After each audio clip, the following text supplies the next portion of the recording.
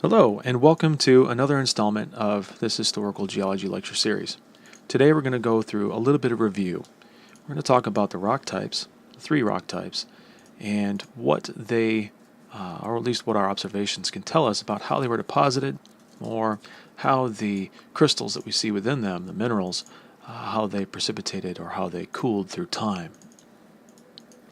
Now, before we talk about rocks, we do need to talk about what they're made out of, essentially get down to the basic unit. And rocks themselves, the definition of a rock is an aggregate of minerals. Minerals themselves have a four-part definition. They are inorganic, naturally occurring crystalline solids that have a defined but not fixed chemical composition. Inorganic, meaning that they're not directly precipitated or originating from organic material. They are naturally occurring, meaning that we're not synthesizing them. There are some fun forays in geologic history that we can take and discuss the synthesization of material that was later discovered to naturally occur. But nonetheless, the minerals that we're going to be talking about, all of them, by definition, are naturally occurring. The Earth does this through homegrown efforts. Crystalline solid means that they have a crystalline lattice. They have a set order to the molecular structure that they have. A good example of what you might think to be a mineral but is not would be volcanic glass, obsidian. It cools so quickly, and the structure that it has is inordered. There's no order to that solid, and therefore it's not a crystalline solid. And it has to have a defined but not fixed chemical composition. A good example of that would be the olivine group. We know olivine, or you know olivine at the moment, as just a mineral, magnesium or iron silicate. It means it has some part magnesium, some part iron, and an anion of SiO4, silicate. But again, it's not fixed. We can have one part magnesium, one part iron, or variable amounts of magnesium and iron within that chemical composition.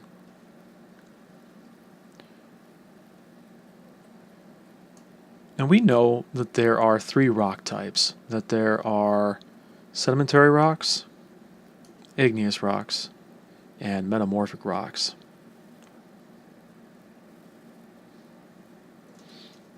Now we can break the igneous rocks out into intrusive, meaning that they cool and crystallize underneath the surface or within the lithosphere, and extrusive, meaning that they have been extruded out, such as lava, so they cool on the surface fairly quickly. We know that there is a cycle to how the Earth produces rocks and recycles that material. That's generally through plate tectonics, and we can talk a little bit more in depth about plate tectonics later. But nonetheless, we could start with a magma here in the mantle and essentially upwell this into the lithosphere and begin cooling. It could either cool in the lithosphere fairly slowly, forming larger crystals, or it could be jettisoned on up through volcanic processes and cool fairly quickly. Nonetheless, if we get either one of these igneous rocks to the surface, they can be either chemically and or mechanically weathered. That is to say that we're going to take that rock and we're going to break it down into smaller constituents, maybe even chemically alter it through rain or other types of chemical weathering. And we are going to erode that sediment. We're going to transport it away from its original source and then redeposit it somewhere along the line, whether that be in a river or in the seas. And that deposition occurs in the deposition of sediments. So those sediments form layers of strata and become compacted. They become buried and then compacted, I should say. And through lithification, we form a sedimentary rock. So if we took the original igneous rock and chemically and mechanically weathered it down into sand-sized particles or sediment, and then redeposited and lithified that sediment, then that would be a sandstone. That sandstone then could be reburied through more deposition on top of it, and through even just burial processes, we could have metamorphism that occurs. And this is a physical change. We're not going to melt the rock. It's still going to be a solid change. But we could essentially change the crystal structure, or the texture, I should say, of that rock from a sandstone to a quartzite and become a metamorphic rock. And we could take that metamorphic rock and even melt it, or we could even just skip metamorphism altogether and melt the sandstone and form igneous rock. So there's a cycle to what happens. And once we describe and discuss plate tectonics, especially in physical geology, you understand how that cycle really works on a large scale. But nonetheless, we're going to be dealing with what this cycle means in terms of, well, when we observe the textures of the rock, what does it tell us about conditions on how it was deposited or created in terms of crystallization even? And can it tell us anything chemically about the source area where it came from, or can it tell us other things? So we're going to be taking a look at what our observations mean.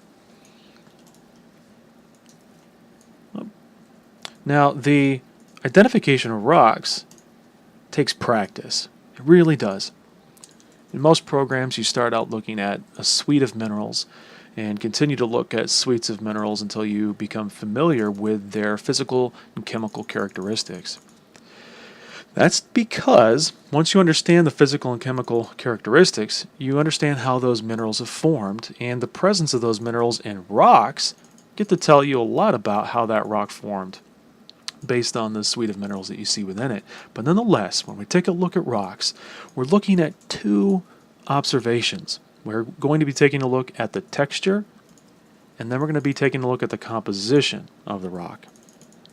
Now, the texture of the rock is nothing more than what it implies.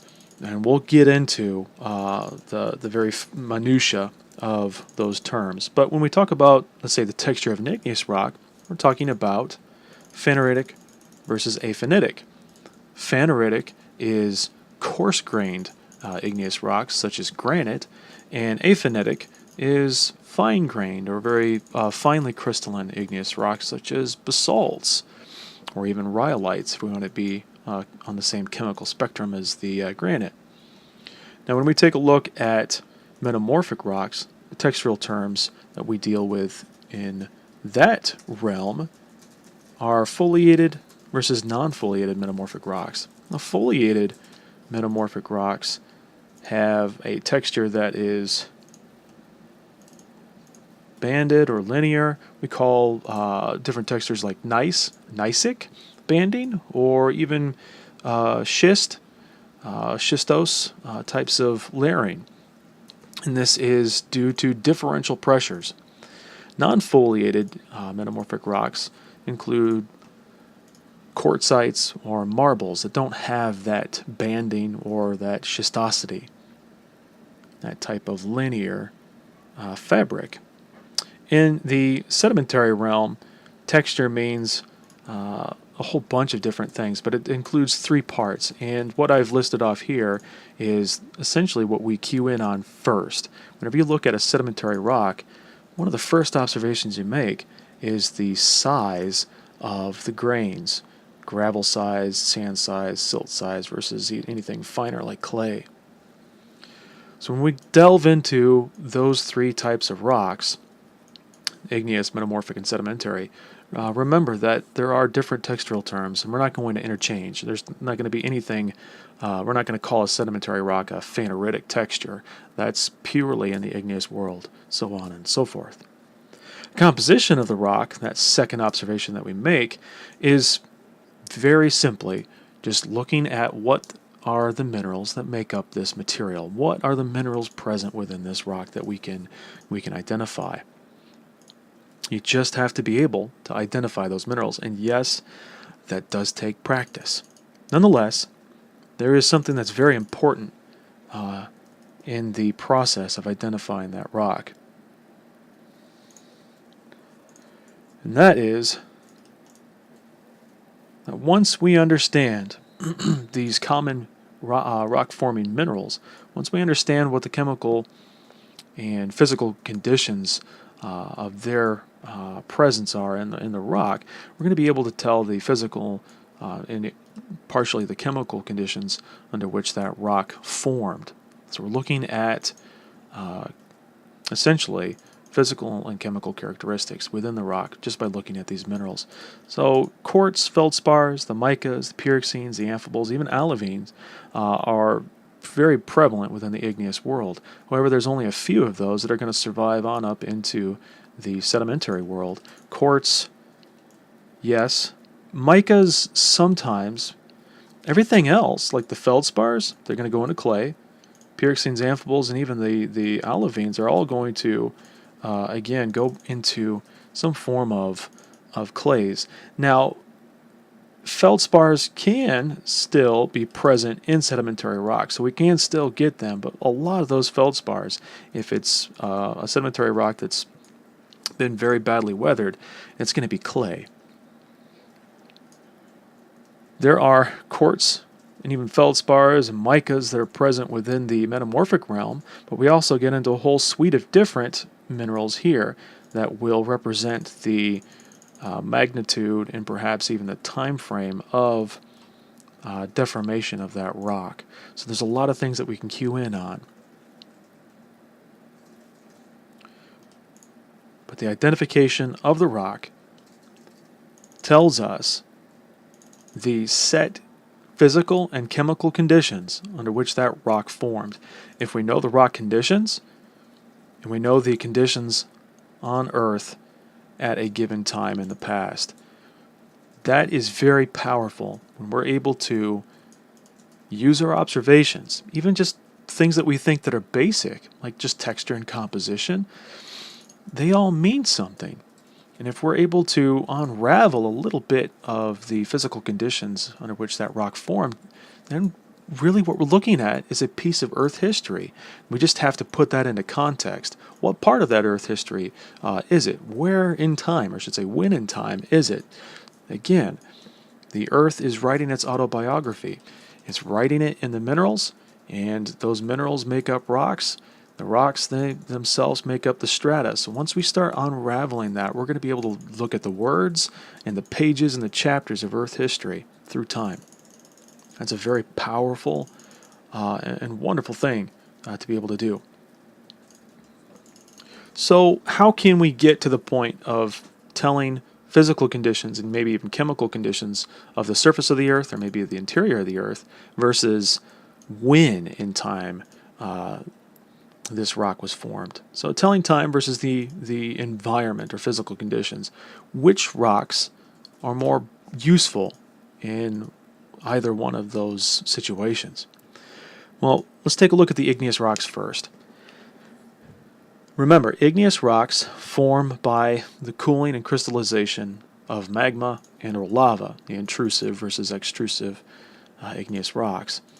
As they cool and crystallize, these minerals form the igneous rocks, trap radioactive isotopes in the crystals themselves.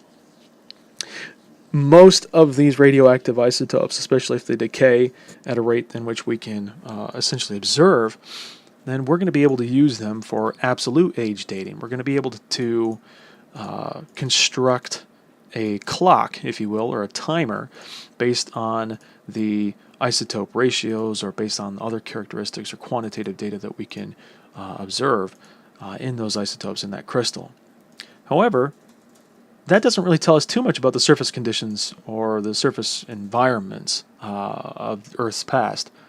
Right? The cooling and crystallization of magma doesn't really tell us whether or not it's being deposited in a lake. We have to look at some other types of observations that might tell us what physical conditions or what types of environments are present on the Earth. Igneous rocks aren't going to be great for that. Sedimentary rocks, on the other hand, they form from the lithification of sediment. Remember, when we take a pre-existing rock and we either mechanically or chemically and or both weather it down into sediment, that sediment then is transported away from the source rock and then is redeposited. It's redeposited through processes that are directly being controlled by the environment on the surface of the earth, like rivers, like wind in the desert, or waves in the ocean, or through gravity in gravity flows, or cohesive types of flows like lahars or mud flows and things like this. Nonetheless, those processes that direct the deposition are created by those surface conditions. That is to say, that deposition is controlled by Earth's environments. So once we are able to look at some of the characteristics in the sedimentary rock, then we're going to be able to unravel physical conditions here on Earth. Now remember, when we're talking about sediment, forming it into sedimentary rock, we're talking about lithification. That sediment is created from chemical, physical weathering and is turned into sedimentary rock through lithification. So we're going to take that sediment, we're going to go through 2 to 3 steps. We're going to bury it, we're going to compact it, and possibly even cement it.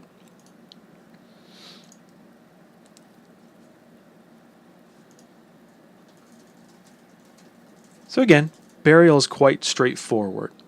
We have an older layer on the bottom, and as deposition continues, we're going to continue to get other layers on top of that, so on and so forth, such that the bottom layer, that orange layer here, is going to essentially have overbearing pressure on top of it, and there's going to be compression or compaction due to that burial or overbearing pressure on top of it.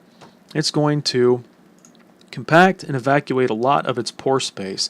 Those sediment, the sediment itself is going to be made out of grains, whether they be sand, whether they be gravel, whether they be even silt. There's going to be some amount of pore space in between.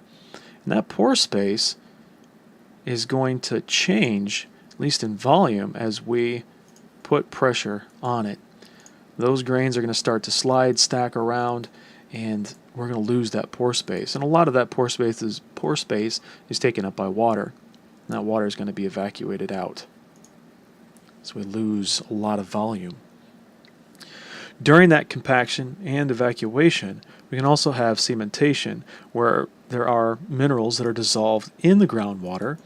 They might actually precipitate around these grains given enough time and start forming, whether that it just depends on the type of precipitate or type of chemical composition that is dissolved in the water there. But we can have 3 types of cements. Down in Texas, since there's a lot of carbonate, we get a lot of calcite or calcium carbonate cements that start forming, at least nowadays. Up in the north, since they have so many banded iron formations, they have a whole bunch of iron up there as well, they start actually forming hematite or oxidized iron. Other places might even have an abundance of silica that can precipitate out. The presence of these 3 cements are going to tell us a lot about that depositional environment that might have been present at that point. And we'll talk about cements a little bit later. Nonetheless, that's how we're going to start forming these sedimentary rocks. But the deposition of that sediment is a direct insight into the physical conditions here on the surface of the earth.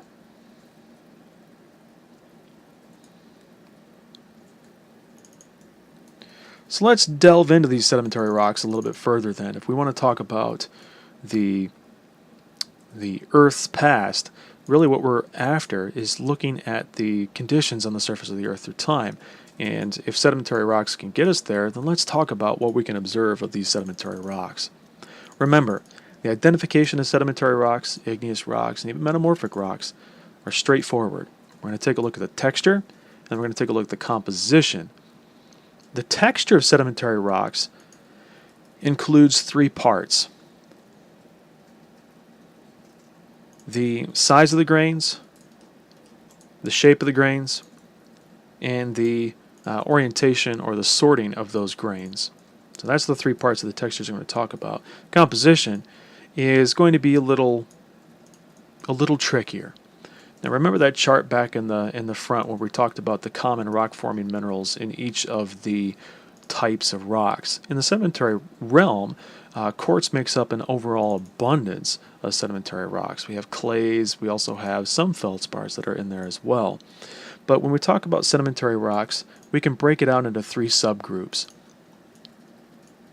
Clastic, meaning that it has clasts or grains of sediment, such as sand-sized grains or gravel, or even pebbles. Conglomerates and breccias, these very large concrete-looking rocks, are a very good example of clastic sedimentary rocks.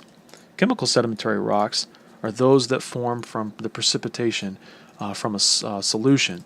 So this could be chert, that silica-rich rock, or it could be something like an evaporite, the gypsum layers that we have in southeast New Mexico and northwest Texas, the Castile Formation. Those are very good examples of chemical sedimentary rocks. Biochemical can also be called bioclastic, and this is something that includes a lot of fossil organisms. So something like a fossiliferous limestone, where we have a whole bunch of shelled organisms within a matrix of calcium carbonate or lime mud, would be something considered biochemical. Essentially, when we're looking at a sedimentary rock, the three questions that we have to ask ourselves are as follows. Is it made of grains of other rock or other minerals? Then it's more than likely a clastic sedimentary rock. Right?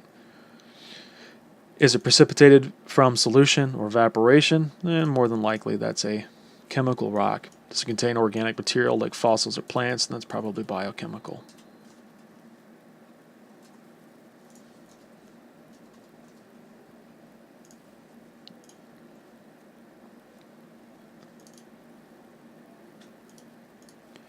And as I said before, we take a look at the texture of sedimentary rocks, and especially if we delve then into the subtypes. The first here we'll talk about is clastic sedimentary rocks, and that texture, or those textural terms, become more apparent as we look at what texture means. To give you an example, just think about it. Think about the word texture, and what comes to mind when you say that word, or what someone asks you, or when someone asks you, describe the texture of this object. Well, what are you going to do? First thing that you're going to do is feel it. You're going to try to run your fingers across the surface of it to tell whether it's smooth or rough. Well, what goes on behind that feeling? What goes on behind that observation of touch? Well, the size of the grains, right? If you're familiar with sandpaper or other types of sanding types of materials, then the numbers, the grit number, is reliant on the size of the grains. The finer the grain, the higher the number. 600 grit is going to have 600 grains per square inch or so. And if you go into larger grains, then they are going to have less grains per inch. So like a 60 grit is going to be coarse, and so it's going to feel different. Well, think about the shape of the grains as well. Many of the grains that are on the sandpaper aren't necessarily angular, but there is a large difference of whether you paste ball bearings, very small ball bearings like BBs on a paper, versus shards of glass. Shards of glass are very angular. You wouldn't want to run your hand across that. It'd feel very bad, cut you up. So the shape of the grains goes on behind the texture as well. And then sorting. You could lay the shards of glass down sideways, or you could start to sort out the same sized ball bearings, and that's going to feel much different than if you just had a mixture of different sizes on that paper. So the size of the grains, the shape of the grains, and the sorting of the grains all go behind that classification of texture. So let's talk about one of the first things that we cue in on, which is size. When you take a look at this picture here off to the left, You notice that there are a variety of different sizes, yeah, but there are also a majority of them are fairly coarse, probably coarse sand. You have a large few here, large few grains of sand over here as well. So let's ask ourselves a little bit about the types of conditions that might be able to deposit or move the sand. Again, question, what can the size of the grains tell us about how the sediment in this sample, in that picture to the left, how it was deposited? Well, generally, let's think about the energy that it takes to move bigger things or larger grains. Coarser grain sand or larger grain sand is going to take a larger amount of energy to move. And so we're talking about a system here that should probably have, at some point in time, the capacity, that is to say, it should have the potential to move larger grains, such as these coarse sand grains. And if we blow this picture up, put it into context, that's exactly what we see. That is a part of this point bar system right here on this meandering stream. At some point, those streams do overbank, or they do have higher flows, higher discharge, or as you could say, flood events. And we're going to encounter within the stream channel, or maybe even on a point bar nearest the shoreline there, we're going to encounter some higher energy that's going to be able to move those coarse sands. What about the size of the grains, or I should say the shape of the grains? Well, when we look at the classification of the shape, this goes between angular, subangular, all the way down to subrounded and rounded. We can also talk about the sphericity of the grains as well, the original sphericity versus the final sphericity of those grains, and describe some of the physical conditions and the physical processes that can help either round or create spherical versus ovate types of shapes. But let's cue in on this picture again off to the left. When we look at the picture, yeah, we see size. We see a whole abundance of very large objects, large clasts here. But what about the shape? Are these rounded? Are they angular? Subangular? Are they ovate? Are they spherical? Well, to me, they're fairly angular. There are some that take on some form of sphericity, or have some form of sphericity, but most of them are low sphericity, fairly angular clasts. Well, what can the shape tell us about how that sediment was deposited? Or better yet, how could the shape of the sediment tell us about the transportation of that sediment? Was it transported all that far? Did it go a few miles and then was deposited as we see it here? Or is it fairly close to the source? Well, think about what's going to happen to these very jagged edges as we transport that sediment. And let's blow up that picture and take a look at the context. There are a lot of different, very angular, boulder-sized clasts here. And that's because a lot of those edges haven't been worn off. They haven't traveled all that far. If they had, then this piece here would definitely be broken off. This piece here would definitely be broken off. We'd start to form a much rounder grain. But as we see it here, our source for all of these clasts and all these grains, these boulders, are right up here, right on that cliff face. So it hasn't been transported all that far. So very low, or I should say very high angular features, or very angular features, suggest a lack of transport, whereas spherical and rounded grains suggest much more transport, or it's at least farther away from the source, potentially. Then we get into the sorting, which is to say, are all those grains in that in that sample that we have, or in the sandstone or in the sedimentary rock, are they all the same or same size, or are all they varying sizes? Well, we have degrees of sorting. We have very well sorted, just to say everything in that sample is roughly the same size or range in sizes. Could even be well sorted, which is a little less so, or moderately sorted all the way down to very poorly sorted, where we have an abundance of different ranges of sized grains. And we ask ourselves, well, what does that observation really mean? What can the sorting of the grains in a clastic sedimentary rock or a sample tell us about how the sediment was deposited, how it was transported? Well, let's think about this in, again, the physical processes that transport sediment. We have wind and we have water, right? Those are the two main sources of transportation for sediment, or gravity. We could even include gravity into that. Well, if it's a very well sorted sample, and let's take a look at this left-hand picture. That's what it looks like. We have a very well sorted degree of sand here. We don't really have anything that cues us into the size. There's no scale there, but they all look to be the same size, or at least range in size. So it's a very well sorted sample. How can we get that sorting? How was that sediment, or how was that well sorted sand deposited?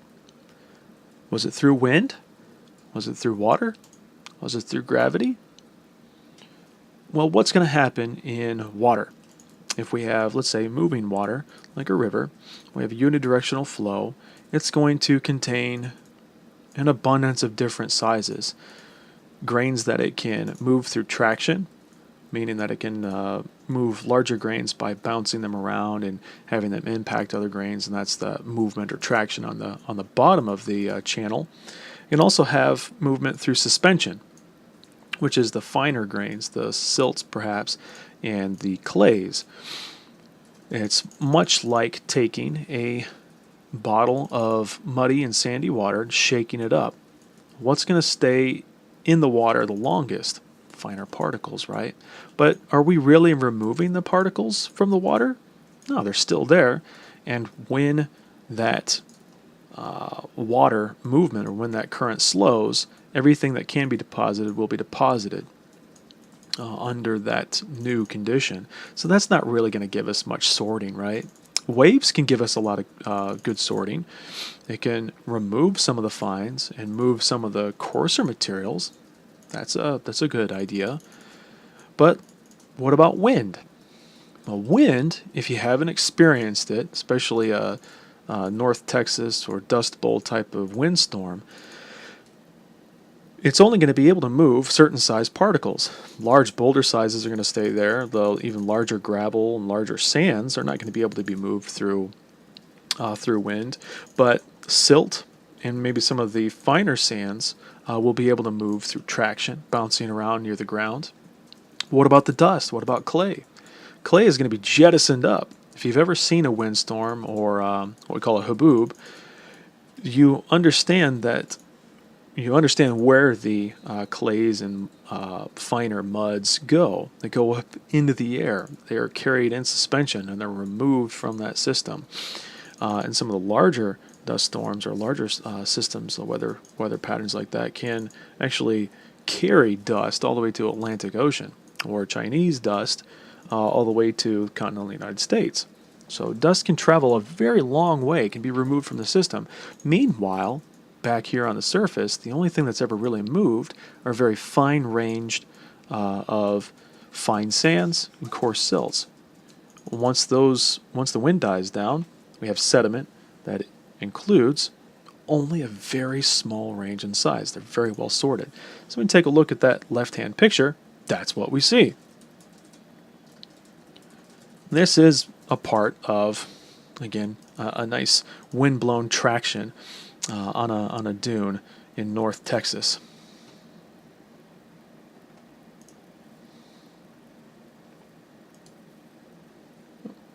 What about the composition of clastic sedimentary rocks?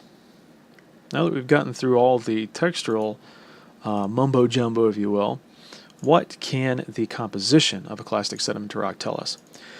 Well, again, the composition of any rock is just looking at the minerals that are making it up. And the minerals inside a clastic sedimentary rock tell us about the source, where those sediments came from, or what type of rock, I should say, that sediment came from. What about the environment of deposition? Well, it doesn't really tell us too much about how the sediment was transported. Just because we see a feldspar doesn't mean that it was transported by wind or by water. We have to look at other things like the texture for cues on how it was transported. But certainly, if we wanted to have a cue about what type of rock it came from, then a feldspar in a sandstone is going to tell us a lot about the source rock. If we have igneous rocks that are very rich in feldspar, and we have sedimentary rocks that are just downstream or just downstream or downhill from that, we're going to be able to tie those two together fairly well.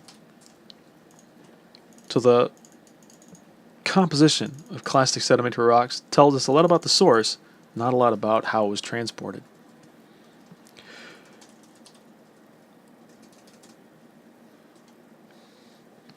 Now, again, the identification of sandstones in particular are based off of the texture. So when we take a look at the size of the grains, they're a majority of sand. Now, to really identify that sandstone, or to really identify the sedimentary rock, in this case a clastic sedimentary rock, we also have to look at the composition. And there are 4 basic types of sandstones that we can cue in on just by the composition. So again, we've already kind of determined that this is a sandstone by the texture.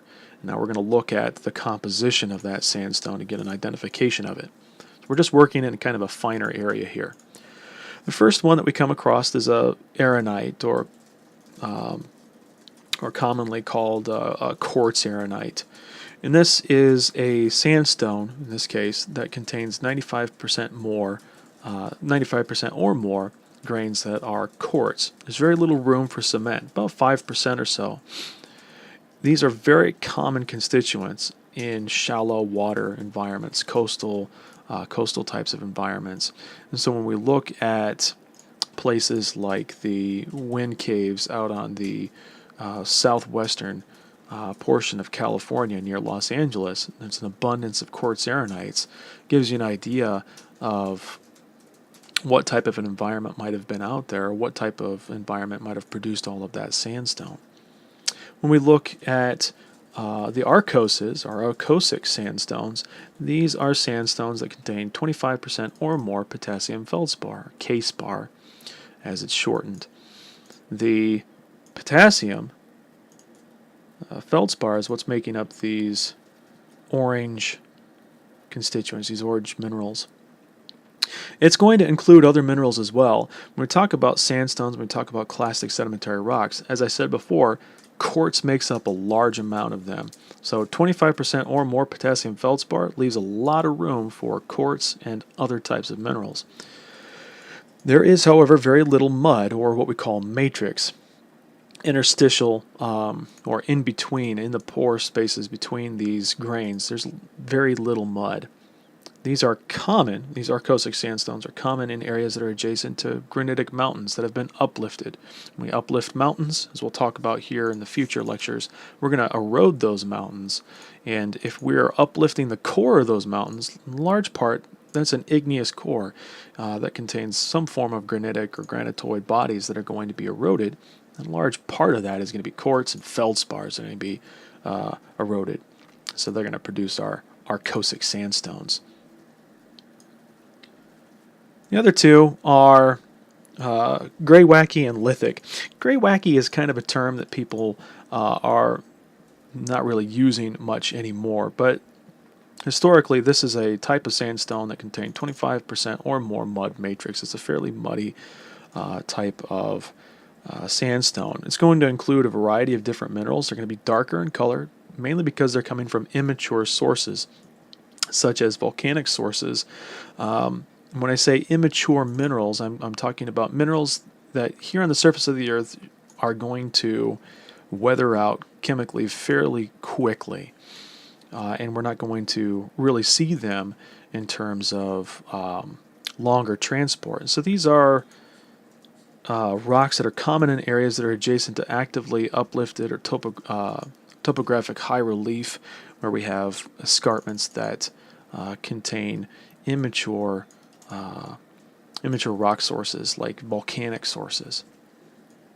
Lithic sandstones, on the other hand, contain 25% or more sand-sized rock fragments. Those rock fragments are going to include quartz, chert, might even include some smaller fragments or grains of muscovite. They're going to have a very lower quantity of mud, and unfortunately we can't see what's written on here, but these are also common in coastal areas as well.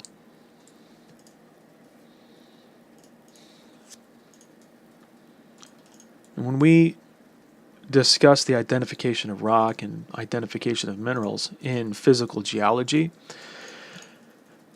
as a beginner in geology, when you're trying to identify minerals and even rocks, you're trying to get some very easy cues or very, very easy observations that you can make to help identify them fairly quickly. And in large part, everyone goes or gravitates towards the color of the mineral or the color of the rock as some defining feature of that material.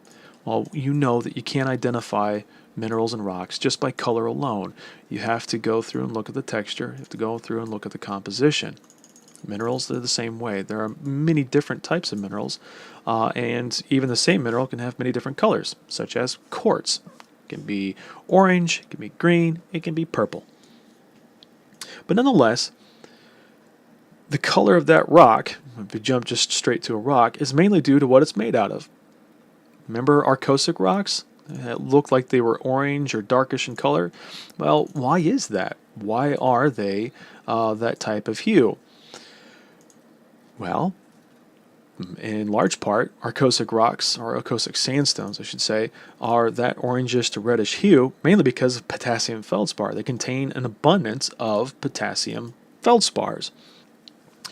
Now, there are other red rocks as well, and they tend to be fairly similar in color or dissimilar in color depending on the type of oxidation that you come across. But, as I just said there, those red rocks can be from the presence of oxidized iron, like hematite or maybe even limonite, some different types of oxidized irons that are in there.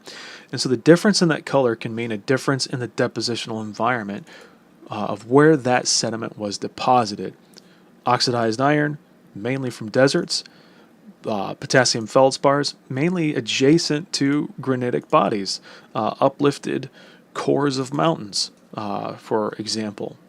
So let's talk about then the color black. What can a black hue tell us about where that rock might have been deposited? And think about that.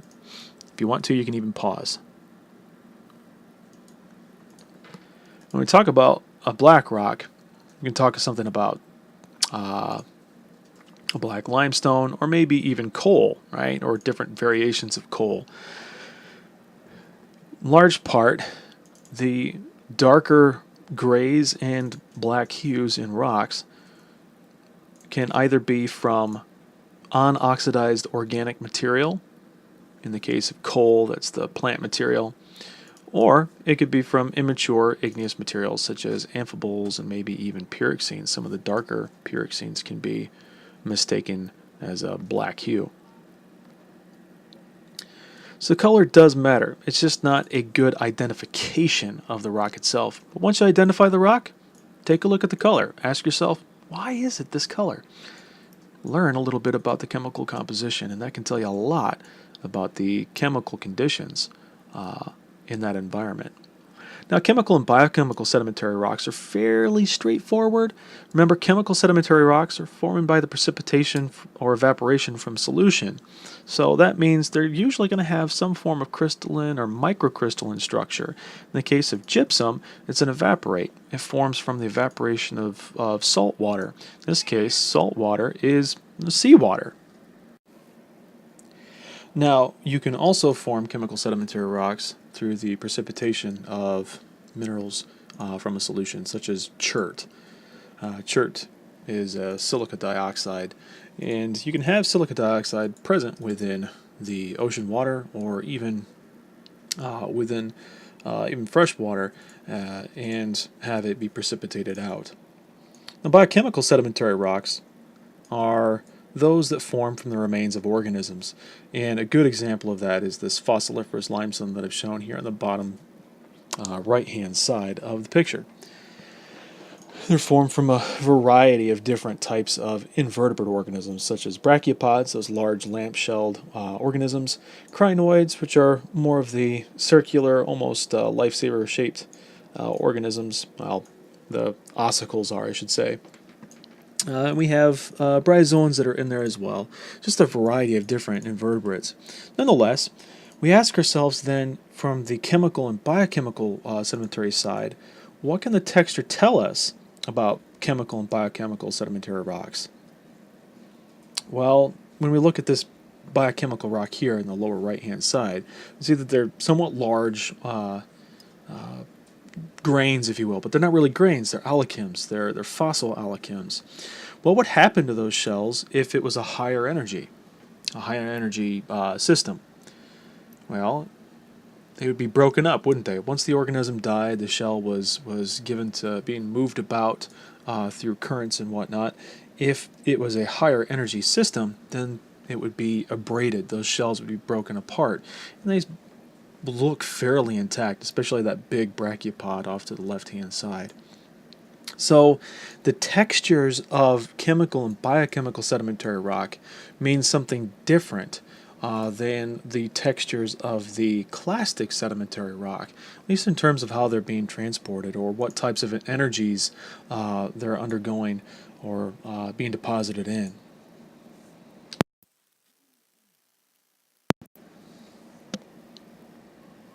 Now, both chemical and biochemical sedimentary rocks form in place, what we call in situ. That means then that there's really little to no transport of that sediment. So there's really no transportation, very little transportation of those fossils that we saw in the fossiliferous limestone. If there's no transportation of the sediment, then texture does not reveal the mode of transportation or deposition. However, it can tell us, at least the types of fossils there, can tell us a lot about the environment in a one-to-one correlation. If we are able to relate those fossil organisms to present-day living organisms, then, well, we know what the environment is today. We can get a good idea of what the environment could have been like back then. The composition, that's what we're looking at. The composition of the chemical and biochemical sedimentary rocks can mean the presence of those fossils, or it could even mean the type of carbonate, the type of calcium carbonate, or the type of precipitate, the type of evaporate that's present in there. It provides evidence for the surface conditions needed for that rock to form. Again, gypsum contains salt, CaSO4, H2O. Well, where does that form? How does that form? Well, it forms from evaporating seawater. We can get a good idea of that, good observations of that in the Gulf states. Not the Gulf states of North America, but the Gulf states of Middle East. Same thing for chert. We can see chert in its formation. So the importance here is that they record the conditions of their formation for whatever part they were deposited in. So whenever you find a limestone, wherever you find gypsum, you know where they're deposited. You're standing right there. You know where the conditions of deposition are, or you can get a good idea of those conditions. All you need to know is find out when they were deposited. Once you have that, then you know the environment of that place for a specific time. Now you're starting to unravel and starting to tell the narrative of Earth history through time. Once you can piece all those things together, depositional environment and the time in which that deposition occurred, you're almost there.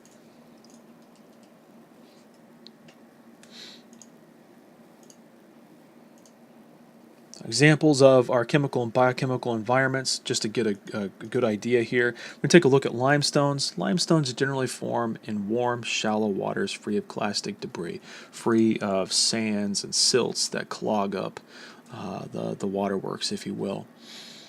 When we look at present-day conditions for where limestones are forming, they're largely in the reef types of environments. We have a good idea of what types of environments those are. Limestones, as I said before, can form from the remains of organisms or even by precipitation of calcium carbonate. So I just kind of gave it away. Can you think of a modern environment that produces limestone then? Yeah, coral reefs, the reef systems. We know what types of environments those reefs exist in today. It gives us a very good insight, very good ideas and avenues to investigate as to the environment for limestones of the past, specifically limestones of the Paleozoic.